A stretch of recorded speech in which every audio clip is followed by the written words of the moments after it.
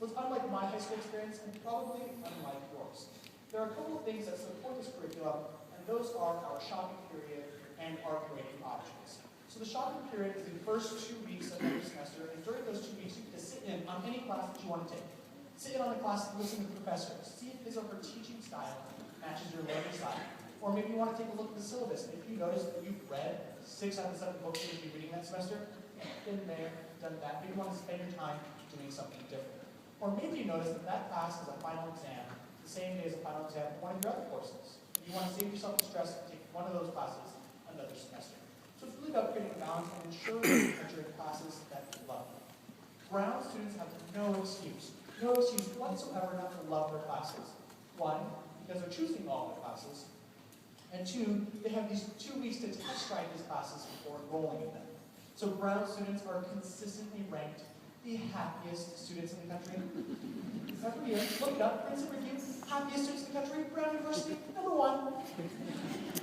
Except for this year, actually. We're number 4.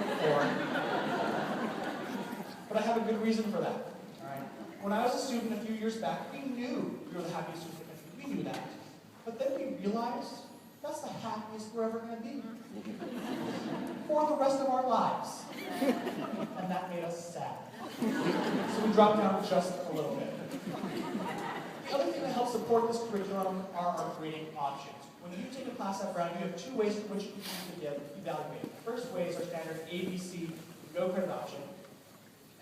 ABC, if you don't get at least a C in the class, you're not going to receive any credit for the course. Or our satisfactory no credit option, which is essentially a pass-fail option. So this latter option is in place to encourage students to step outside their comfort zone and take classes they might not otherwise take. I was a neuroscience concentrator at Brown, and I felt comfortable in the areas of science and math, particularly biology and physiology. But my sophomore year, my roommate convinced me to take the Egyptian art and architecture class. Unlike neuroscience, I had no experience in the area, and I looked around the class and noticed that most students in that class were Egyptology concentrators or archaeology concentrators, and I knew the class would move very quickly.